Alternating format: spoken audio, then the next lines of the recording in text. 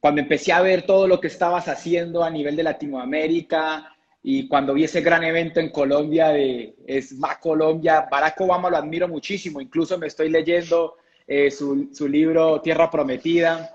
Ahí tengo Tuve ahí el continuación, sí. atrevimiento de escribirte y desde ahí empezó esa relación a distancia y estoy feliz de estar acá. Gracias, gracias, gracias por la invitación y bueno, buenísimo. Estamos listos. Bueno, por Gracias ahí también. Sé a que todos has los que se querido están estar en alguno de conectando. los eventos.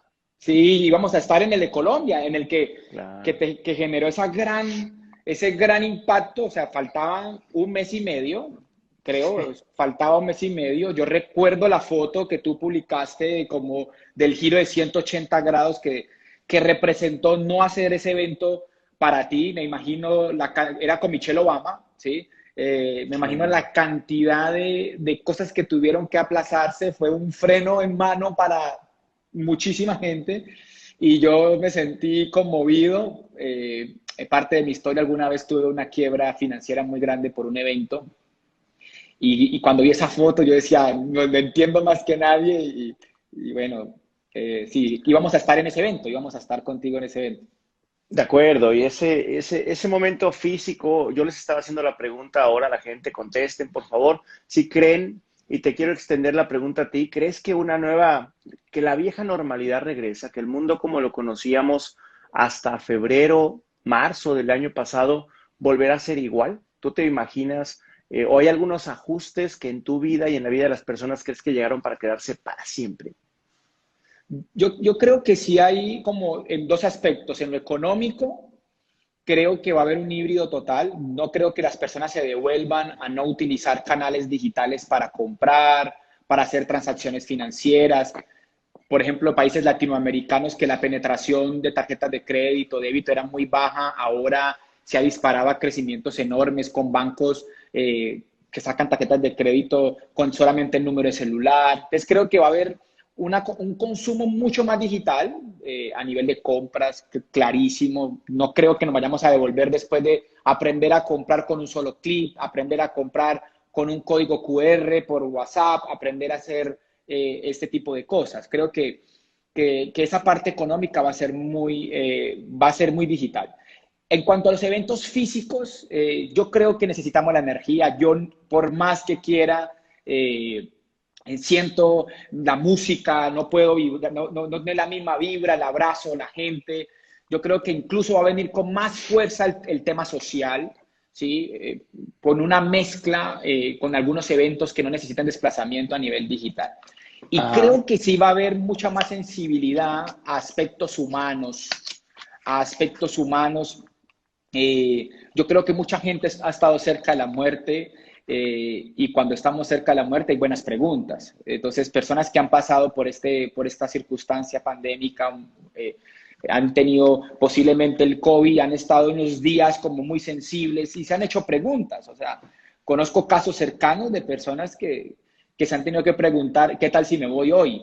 ¿Qué tan preparado estoy? ¿No? ¿Cómo dejé mi familia? ¿No? En Colombia tenemos un concepto que es, nos cogieron con los calzones abajo. O sea, como que no estábamos preparados. Entonces creo que en lo humano, creo que va a haber algo de sensibilidad, aunque el ser humano se acomoda muy rápidamente y pierde esos momentos de conciencia, ojalá no lo pierdan. Y creo que con respecto al económico sí va a haber un alto avance en lo tecnológico. O sea, definitivamente no nos vamos a devolver a ser tan rápido. O sea, el tema financiero, el tema bancario va a ser muy digital, compras, e-commerce va a ser muy fuerte. Algo que creo que sí va a quedar muy golpeado es la educación.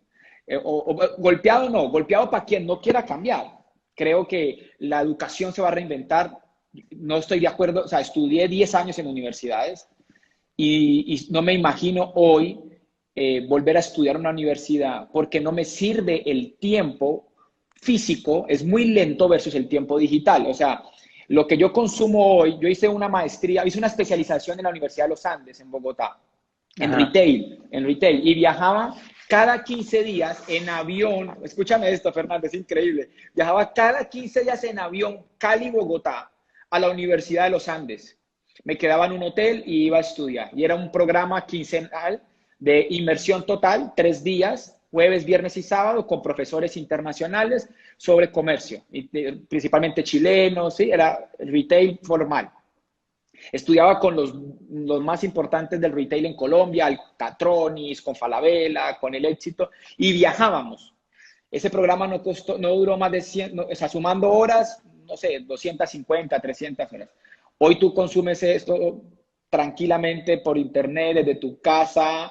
Yo creo que no me voy a aguantar el viaje, el tiempo de la quedada, el castigar a mi familia. Creo que las habilidades blandas nos vamos a educar totalmente digital. O sea, podría decirse en resumen, porque son diferentes dimensiones, creo que en resumen, un híbrido, ¿no? Un híbrido interesante, con una economía muy digitalizada, una educación muy digitalizada, pero creo que una humanidad mucho más sensible, ¿no? Más sensible a la vida, a la familia, a los hijos. Creo que va a tomar mucho valor las relaciones personales.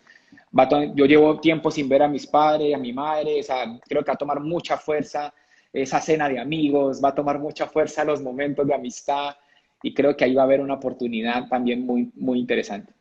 Y creo que eso es parte de lo que hoy queríamos hacer normalmente en estos lives. Hay tantos lives que a mí me gusta llevarlos a la acción, llevarlas a las recomendaciones, a cosas que la gente puede, número uno, escuchar, conocerte un poco más y luego que conociéndote, mucha gente también de tu comunidad, invitarlos a decir, bueno, perfecto, pero ¿qué es lo que tienen que hacer? ¿Cómo pueden mejorar desde lo que tú haces, que es la inspiración, el liderazgo? Hablaste mucho de cambios en la tecnología, en el consumo de la tecnología, en los hábitos de compra, en los usos y hábitos de las personas a través de lo que se ponen, de lo que se untan, de lo que sale, ¿no? Ahora, hoy traigo jeans, pero normalmente vendría con la camisa y la pijama abajo.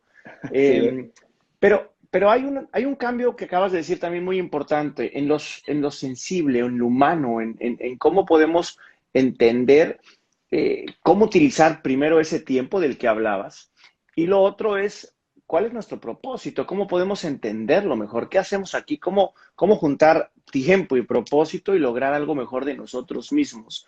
¿Qué cambio crees que se está produciendo desde ese vértice? creo que es una pregunta muy profunda y creo que tiempo y propósito eh, terminan siendo casi inherentes y hermanos. Yo creo que incluso no utilizar el tiempo en pro del propósito es perder el tiempo. O sea, creo absolutamente en el propósito como la mejor forma de vivir. O sea, si hay una hoja de ruta para vivir, sería el propósito. Y el propósito está ligado a tu plenitud. O sea, yo creo que las personas se tienen que haber dado cuenta hoy que si no viven para ser plenos, la vida se les puede ir en cualquier momento, ¿sí? Por andar haciendo cosas que posiblemente no aportan a su plenitud. Y al no aportar a su plenitud, pues se están perdiendo la vida. Ahora bien, la gente se pierde mucho en el concepto de propósito, porque es una palabra profunda, porque entendemos que Es es clichésuda. clichésuda, A todo mundo le exactamente. gusta usarla y no necesariamente la entiende, o peor, no la Eh, vive. Exactamente. Entonces, desde ese punto de vista, mucha gente me dice, Andrés, no encuentro propósito. Yo le digo, ¿qué más propósito que vivir en plenitud, que tu vida, que ser feliz, que sentirte orgulloso de ti, de saber que estás caminando en tus convicciones, en tus principios, en tus valores? Y yo creo que eso es el punto crucial de las personas. Creo que debe haber un antes y un después de la forma de vivir. Y de ahora en adelante se debe vivir consciente, ¿no? Mucho más consciente, mucho más metidos en la vida, evaluar todos nuestros actos que aporten a nuestra plenitud, ¿no? Cuando me preguntan, Andrés, ¿cómo encuentro propósito? Yo te digo una cosa, yo me perdí mucho, o sea, yo digo, perderse para encontrarse no es perderse. Yo di muchas vueltas, vengo de muy abajo en mi proceso económico, en mi proceso profesional, y eso me hizo buscar mucho y fui muy inquieto. Y yo digo que esa brújula, esa fuerza interior como de querer ser más, que creo que a nadie se le borra nunca, o sea, el anhelo de grandeza nunca cesa, siempre está ahí, querer vivir mejor, estar mejor. No creo que nadie diga, yo quiero estar mal, no creo a nadie pensar en eso. Yo siento que hoy el alto en el camino es que la gente debería empezar a vivir cada segundo de su vida con sentido, con intención, con ese propósito de ser pleno, de ser prósperos, que no es igual a riqueza, ¿no? Sentirse bien con lo que ganan, con lo que tienen. Y creo que hacia allá vamos. No sé si todos lo vayan a adoptar, porque claramente yo veo el mundo, veo un alto porcentaje de una gran masa de insensibilidad ante este tipo de tópicos tan profundos en la vida, ¿no? Como el propósito. Hay gente que literalmente sobrevive, acepta la vida, no construye su vida, está sobreviviendo todos los días, medio hace lo que puede. Pero si hay una forma inteligente de vivir, es vivir a través del propósito, vivir de manera intencionada, de vivir, y creo que ese va a ser el aporte, creo que ese debe ser el llamado de conciencia colectiva que debe haber ahora, porque va a llegar un momento, siempre estamos aplazando nuestro propósito, nuestra plenitud, la estamos aplazando, ¿no? Como que luego, ahora trabajo para los servicios públicos, para la comida, para el arriendo, para los biles, como dicen en algunos latinos en Estados Unidos, los biles, y quedan en ese círculo donde nunca realmente viven. Y yo creo que ahora el llamado es vivir. Y vivir significa hacer lo que amas, compartir con quien amas. Y créeme que mucha gente está en este error, Fernando, y es creer que hacer lo que amas no da dinero, cuando la única fuente de verdadera riqueza es hacer lo que amas. Y la gente Y tiene que me, salir de ese error. y me gustó mucho, casi que podríamos desarrollar una nueva definición de propósito y es ponle sentido y intención a tu vida. Ponle Total. sentido, ponle mucha intención y conectas en sentido y intención y cuando sentido, en algún sentido y con alguna intención, seguramente encontrarás tu propósito. Anótatelo por ahí, güey, porque me voló la tapa dos. Yo solo anoto. Y me dicen, ¿pero de dónde lo sacaste? Tú lo dijiste. Okay. Encontrar el propósito es juntar ese sentido con la intención. Y luego dijiste dos palabras que los puse junto con el amor, que no necesariamente es que ames a alguien, pero tienes que comenzar por amarte a ti mismo, y es hacer y compartir. Hacer lo que más te gusta hacer y compartir con la gente con la que más te gusta compartir. Valores esenciales en un tiempo en el que, no sé si te ha tocado, pero a mí me ha tocado amigos de México, amigos de otros lugares que de repente, ay, no, el COVID no existe, ay, le dio a mi tío, ahí se fue mi tío, ahí se fue mi papá, ahí se fue un abuelito. Es impresionante, es mucha Así es. gente cercana que se está yendo y que no se alcanzaron a despedir. Eso debería de estar cambiando la conciencia. Y metiéndome al plano de la conciencia, me gustaría preguntarte para ti, ¿qué es eso? ¿Cómo defines la conciencia? Ok. Conciencia es esa capacidad de observarme, de observar lo que pienso, siento y hago. Y redirigirlo, y redirigirlo. Y la conciencia tiene un papel importante, y es que la conciencia te tiene que llevar a lo correcto. Si la conciencia te lleva a otra cosa, a algo conveniente, pues no es conciencia. O sea, soy inconsciente cuando hago algo que posiblemente me afecte, porque si yo estoy consciente no me voy a dejar afectar. Claro. Muchas veces cuando doy esa definición me dicen, Andrés, ¿y qué es correcto? ¿Sí? Porque queda como un paréntesis gigante cuando la sociedad está tan dividida en principios y valores, porque hoy en día estamos debatiendo cosas tan básicas y tan fuertes, y no me quiero meter ahí, pero voy a colocar un ejemplo, no me vayan a crucificar como el aborto, como, sí, cosas de ese talante, que si yo los llevo a la perspectiva de correcto, creo que nos puede ayudar mucho. ¿Qué es correcto? Correcto es lo que en el largo plazo sea bueno para mí y para todos los demás, que lo pueda hacer una persona, un bebé y un adulto, y todas las personas lo puedan hacer en la vida y en el mundo, independiente de cultura, por el resto de la vida. Entonces, cuando a mí me preguntan, Andrés, un ejemplo extremista, la droga. ¿Qué pasa con la droga? ¿Es correcta o no es correcta? Entonces yo te digo, si el mundo, esta pregunta es muy importante, si el mundo, todo el mundo consumiéramos droga, todos consumiéramos droga, ¿el mundo sería mejor o peor? Entonces, claramente, la respuesta muestra por sí sola el fenómeno, ¿no? Entonces, yo creo que la conciencia es esa herramienta que me permite sopesar lo que me edifica, lo que me hace mejor persona, me permite sopesar lo que es justo, lo que en el largo plazo tiene un impacto positivo en mi vida y en la vida de los demás. Ya, si yo me Mira paso un que semáforo, dale. Perdón, no, termina el ejemplo del semáforo. Si yo me paso, Pásate el semáforo y ahorita lo dale, regresamos. si yo me paso un semáforo, sabiendo que hay un semáforo, aquí hay una diferencia muy fuerte entre conocimiento y conciencia, entre saber y ser consciente. Yo sé que el semáforo en rojo es una norma que no debería pasar. Ahí yo tengo el conocimiento, pero ser consciente es que mi acción responda a ese conocimiento. Y el ser humano no se da muchas veces cuenta que hace actos inconscientes, o sea, se pasa el semáforo aún sabiendo de que no lo debe hacer. Y eso es ser inconsciente. Consciente es haber parado, saber que hay una señal, así no haya nadie, yo hago lo correcto. Y en esa línea delgada, los seres humanos jugamos a la ruleta rusa de hacer cosas que nos hacen daño, siendo inconscientes, cuando solamente es parar unos segundos y hacernos preguntas básicas como si es correcto, si me edifica, me hace mejor persona, si esto que voy a hacer, qué impacto tiene a mis 80 años. Yo creo que si nosotros nos preguntáramos, ¿esto que voy a hacer lo puedo hacer por el resto de mi vida y qué impacto tendría mis 80 años? Yo creo que cambiaríamos muchas cosas que hacemos. O sea, yo hoy digo, yo hice muchas cosas de joven que si me hubiera hecho esas preguntas, posiblemente me hubiera ahorrado muchísimos dolores de cabeza.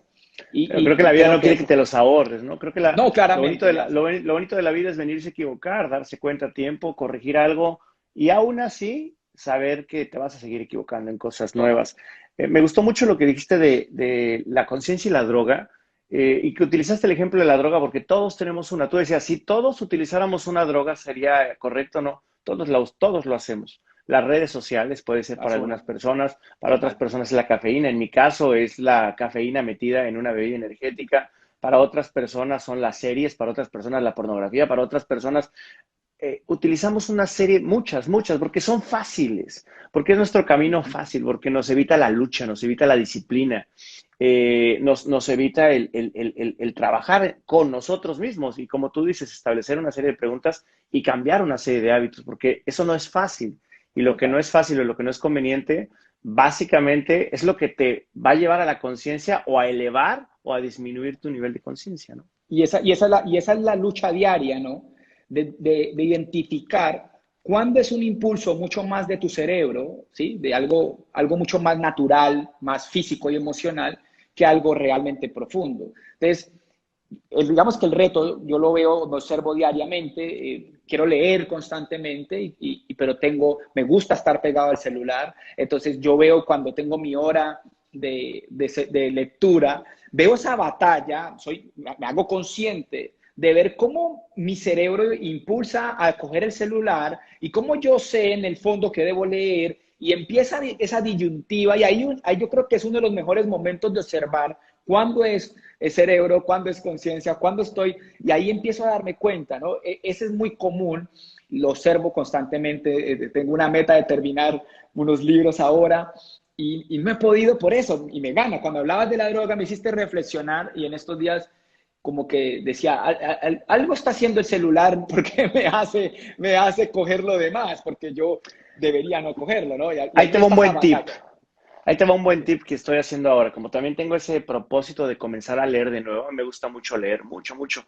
Y lo dejé de hacer por las redes sociales, por ver qué posteaba, por ver si tenía el LinkedIn en tiempo con el Facebook. Y lo que hice fue entrar al baño y dejar afuera el celular.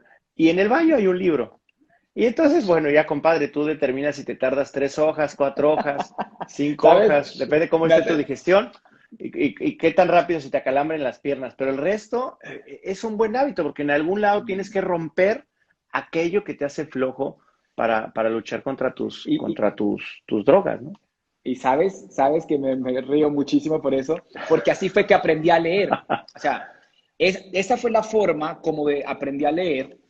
Yo leo hace 12 años con bastante fuerza y el hábito lo tomé así, en el baño, tengo 4 o 5 libros y entro al baño y lo hago allí y así aprendí. Hoy lo hago diferente, hoy no trabajo, llevo ya 5 años en mi casa, entonces pues tengo la oficina o la sala y me siento a leer, tengo un poco más de espacio, pero lo hacía así y me hiciste acordar y es una gran forma, ¿sabes? Me sirvió muchísimo Y además porque entras todos los días y porque Sí. Hoy acabé mi definitivamente libro porque estoy estreñido, güey, ¿no? eso está muy bueno. Ahí ya, eso, Este, así es. me encantaría que me lleves a esa parte, ese tema que decías, yo vengo de bien abajo, porque hay mucha gente que piensa que de ahí no se puede salir, que no se puede escalar. Y no hablo de la parte económica, primero tienes que escalar de la parte mental. Y en eso te has vuelto experto, ¿eh? Yo he visto conferencias tuyas, ya aprendido, poseído, y tienes un nivel de convencimiento absoluto porque viene de la esencia, viene de que de verdad te la crees porque está allá adentro. Entonces, me gustaría que me contaras un poco de eso, cómo es, porque eso, chicos que están escuchando, chicas que están escuchando, es donde queremos que empiecen a tomar nota. No importa en dónde estés, importa que veas en tu mente y por eso me encantaría poderte escuchar. Entonces, yo aquí tomando notas. Ok. La pregunta es muy buena y la voy a dividir en dos grandes partes. Eh, Primero, 16 a los 13 años, mamá y papá se separan. Eh, Mi mamá se va para España, mi papá también. Más o menos a los 16 años quedo viviendo solo en una pieza, viviendo con $5 diarios. No tenía con qué estudiar. Antes de que mi mamá viajara, la única oportunidad que tuve, empecé vendiendo sándwiches y empanadas en bicicleta en una ciudad que se llama Palmira Valle, Colombia. Es una ciudad Conozco, Is. de 300.000 habitantes, muy pequeña. Y empezó un proceso fuerte de inflexión, porque yo quería ser alguien, como creo que todos los seres humanos tienen en su corazón esa llama de un proceso que creemos que es un accidente. Y eso pasa a los 13 años, de los 13 a los 16, y ahí tuve que tomar una decisión de hacer algo por mi vida. Me volví el mejor aseador y ahí me di cuenta que la actitud cambia todo. Yo barría con el mejor de los gustos, lavaba los baños con una actitud increíble y a los 8 meses me nombran jefe de administrativo de... Incluso mi mamá, veo que se acaba de conectar. Mi mamá, un saludo a mi mamá. Mamá, estoy triunfando, te amo. Un Es mi fans saludo, número uno. un saludo a la mamá de Andrés. Está triunfando, de verdad que está triunfando. Aquí se lo estamos cuidando a su hijo. No sabe lo que la de mentiras que nos acaba de decir, pero bueno, pues. Entonces, no, y es súper chistoso porque ella a veces dice, yo no me fui porque quise, yo quería así, y entramos pero hemos tenido ya esos duelos para defender las posiciones. Yo tengo dos hermanos, ella se va con mi hermano menor, mi hermano mayor se va para Estados Unidos. Por cosas de la vida, mamá y papá por fuera del país, tíos por fuera del país, hermanos por fuera del país, yo quedo en una pieza. Y ahí tuve que tomar decisiones, ¿no? Y una de ellas fue no aceptar lo que me estaba sucediendo y tomar control de la circunstancia y anteponerme ante ellas. Y ahí aprendí primero la actitud y el segundo el coraje, que es la capacidad de transformar una circunstancia negativa en energía positiva, o sea, transformarla en un impulsor, ¿no? Que fue lo que me permitió avanzar, me gradué de la universidad, me hice administrador de empresas con esfuerzo, terminé, hice posgrado, mi mamá volvió, montamos negocios juntos y nos volvimos a quebrar, volvimos y avanzamos. Pero a los 28 años, Fernando, estaba en mi momento más especial de éxito. A los 28 años. Era dueño de 10 franquicias, 32 empleados, era dueño de Samsonite, de maletas, en Colombia, varias franquicias colombianas, era gerente general de un centro comercial, ya había hecho 3 especializaciones en marketing, en retail, en alta gerencia, era consultor empresarial, docente de universidad, y se me ocurre hacer un concierto, Gran Combo, Jorge Celedón y Raycon, el 30 de diciembre del 2011, y esa noche pierdo 150,000, $200,000. Tenía 28 años, quiebro las franquicias, quedo hundido en deudas, más de 30 casos financieros con bancos, el concierto quiebra las franquicias y me encuentro en ese momento de inflexión como de casi de vida o muerte. El primero de enero del 2012 yo me quería morir, o sea, literalmente la opción más fácil de salir del problema era el suicidio y lo llegué a contemplar. 2 días, un día. La siguiente opción era irme del país y no pagar. Y me quedé con una pregunta de si me iba a encarcelar en no ponerle la cara a nadie o si le iba a poner la cara a la gente. Y empezó un proceso de poner la cara a la gente y ahí aprendí algo más importante. La reputación es la chequera más grande que tiene un ser humano. Trabajé por mantener mi reputación, empecé a pagar a todas las personas, empecé a trabajar hombro a hombro, a luchar, a luchar, a luchar, a intentar salir adelante. Y hace 7 años aparece una oportunidad de la industria del network marketing. Entro por molestar, no, la verdad no creía ni entendía, solamente me pregunté qué tal que sí, una leve esperanza me decía que me podía funcionar y en 3 años logré un nivel muy importante dentro de esa industria. Tú conoces a Claudia Santos, hacemos parte de la misma organización, pues del mismo modelo de negocio. Y eso fue como un antes y un después, ¿no? Aquí Pero puedes decir aquí viene marcas y como el todo, aquí principio. puedes hablar de Amway, aquí puedes Ok, hablar de todo, aquí sin problema. ok. Entonces, Es lleno de marketing, no free de anuncios, ¿no? Así que, ok, entonces Amway aparece como una oportunidad en mi vida cuando yo lo veía de manera despectiva, lo veía muy despectivo por los posgrados, el alto cargo, y yo veía señoras, mujeres desocupadas vendiendo catálogo. Para mí eso era venta de catálogo. Pero la persona que me nombra el proyecto es una persona muy reconocida en el mundo de la industria del network marketing, se llama José Bobadilla, él me da la información, yo me auspicio con él y arranco por molestar. Y a los 3 años logramos tener resultados en este negocio de gran impacto, de talla internacional, y me hago libre, puedo renunciar a mi empleo, empiezo a pagar mis deudas y empiezo a tener un proceso muy profundo como de despertar, ¿sí? De sacar de mi corazón muchas cosas que tenía guardadas, esos anhelos de grandeza. Tuve un despertar espiritual especial, me consideraba ateo hasta mis 32 años y tuve una experiencia que es la que cuento, que me voló la tapa. No le pongamos religión, sencillamente sentí tener como que había conexión, que sí existía un Dios que yo estaba negando en mi vida. Creo que la inflexión, haber tocado tanto fondo, me hizo preguntarme de si existía o no. Y ahí arrancó una nueva etapa, un despertar, ver la vida más profundo, empezar a pensar en la tridimensionalidad del individuo, empezar a contemplar el espíritu, la conciencia como algo importante en la vida del ser humano, la intuición, y empezar a ver más profundo, ¿no? Y empecé a ver la vida, como estuve tan cerca de perderla, no porque no tuviera una enfermedad, sino que el problema me llevó a tal punto de que, pues, o sea, que no había retroceso, o me hacía gigante o me tenía que morir. O sea, habían 2 opciones. O sea, tenía que hacer algo muy grande para demoler el problema que había creado o definitivamente soltar mi vida y dejarla en el exilio, irme, no sé, para un país y esconderme, ¿no? Y tomé la decisión más difícil, que fue quedarme y confrontar.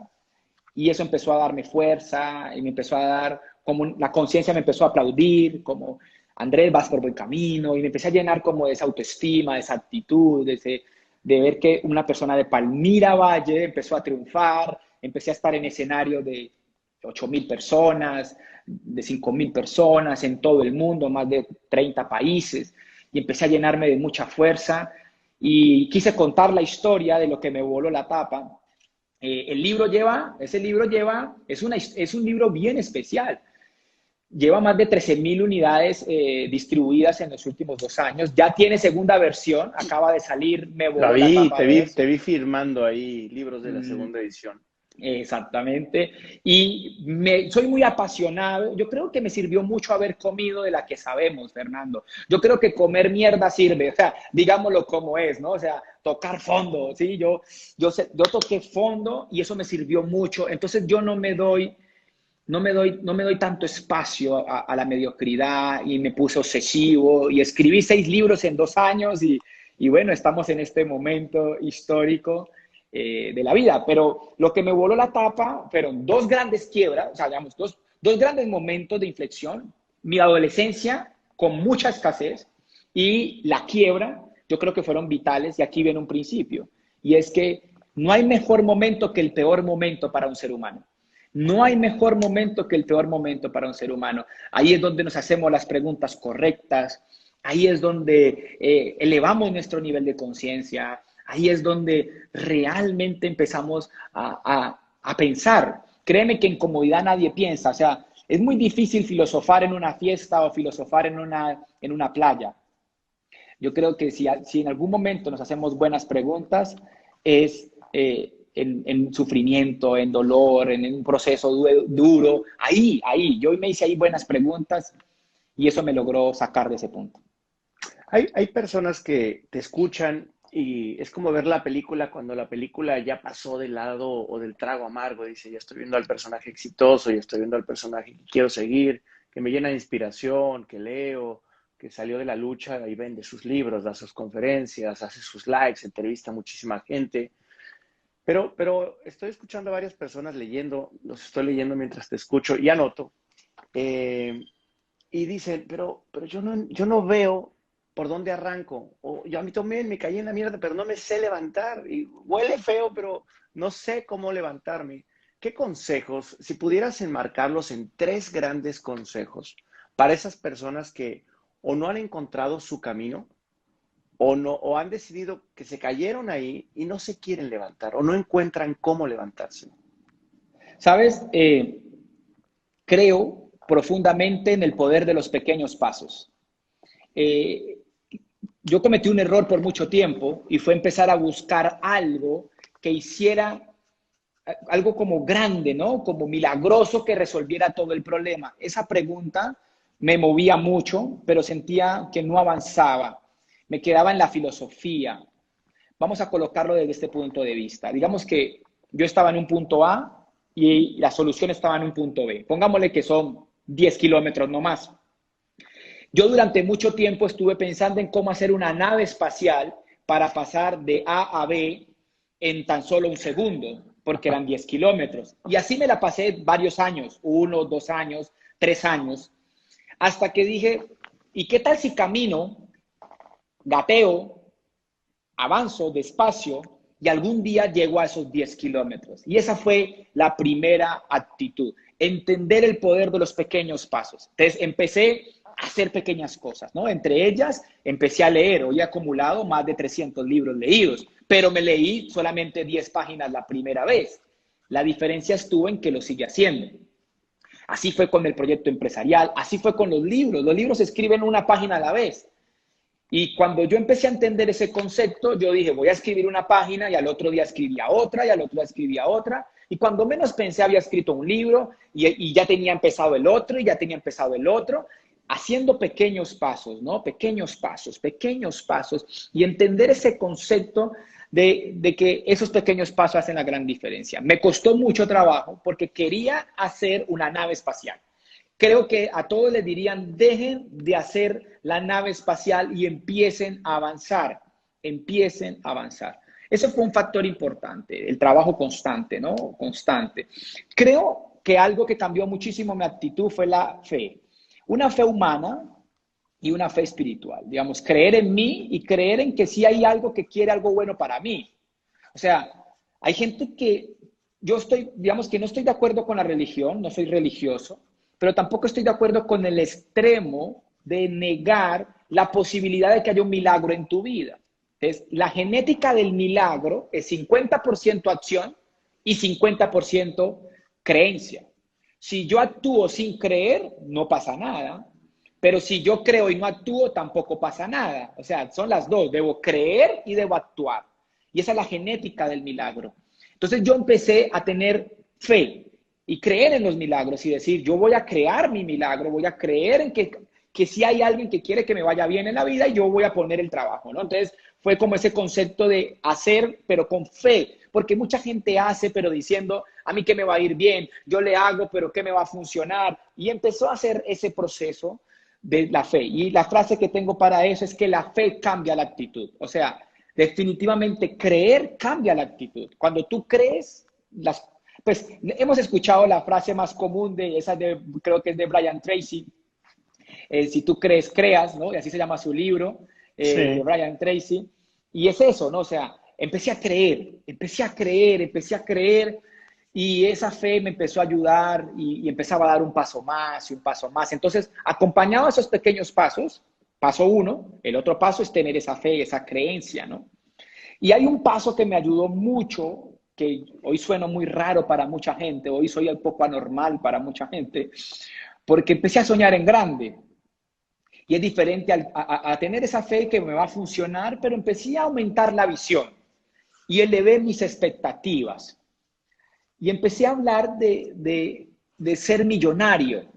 Empecé a aceptar en mi vida, ¿sabes, Fernando? Que por mucho tiempo yo decía la palabra millonario y mi mente hacía como que se me burlaba, me hacía bullying. Y yo empecé a intentar curarme de eso, a sentirme merecedor, a sentirme de que yo sí podía ser alguien en la vida, de ser algo grande. Y cuando empecé a sentir de que podía ser millonario, empecé a sentir una fuerza increíble y una fuerza de voluntad poderosísima. Entonces, aquí viene el principio. Cuando elevé mis expectativas, se elevaron mis acciones. Y como se elevaron mis acciones, se elevaron mis resultados. O sea, primero cambié las expectativas, después cambiaron mis acciones y por ende mis resultados. ¿De qué quiero decir con eso? Mucha gente se levanta a conseguir para comer. Mucha gente se levanta para conseguir para comer. Mucha gente se levanta para conseguir para un servicio público, para pagar el agua, la energía. En Latinoamérica hay gente que todavía le cortan el agua, hay gente que todavía le cortan la energía porque no paga. Y hay gente que se levanta con esa necesidad y actúa con esa necesidad. Cuando tú tienes esa actitud, tú haces acciones de pobreza y terminas generando pobreza. Porque desde que te levantas estás diciendo, necesito por lo menos para comer. Necesito por lo menos, y yo dejé de hablar así. Yo me levanto todos los días, Fernando, a ser millonario. Yo todos los días me levanto a pensar en la facturación global. Estoy pensando en millones de unidades de libros vendidos y estoy pensando en cómo hacer eso. Estoy pensando en que me conozca mucha gente. Entonces, cuando me dicen, Andrés, ¿y por qué posteas tantas veces? ¿Y por qué un video diario? ¿Y por qué entrevistas diarias? Porque tengo dos opciones, o millonario o la muerte. O sea, no tengo más opciones. Yo lo digo y la gente se ríe a veces. Mi mamá me dice que lo vamos a lograr, es mi fans número uno. Y ella me dice que tengo mucha convicción. Y me preguntaba que de dónde venía. Ella sabe que mucho viene de la fe, pero mucho viene de no volverme a levantar a conseguir lo mínimo, sino levantarme a conseguir lo máximo. Y yo creo que eso cambió todo, ¿no? Todos los días me empecé a levantar a conseguir lo máximo, a conseguir lo máximo. ¿Sabes por qué te escribí, Fernando, el día que te escribí? Por esa actitud. Por esa actitud. Porque tú estás, o sea, claramente yo te veo lejos y yo digo, yo le voy a escribir a él porque yo quiero ese tipo de resultados. Entonces, Fernando, llévame al ESMA, yo estoy listo, estoy preparado, tengo el speech, creo en mí, ¿sí? Y yo lo decía por eso, porque estoy buscando ese tipo de resultados. Adivina, en cambio, si yo salgo a buscar comida, a buscar los servicios públicos, ¿sabes de para qué te escribo? Para que me pongas a cortar el pasto o para que me hagas lavar tu carro. Te puedo hacer la misma pregunta, pero digamos, las expectativas cambian absolutamente las acciones. Y eso cambió mi vida. Yo cambié las expectativas.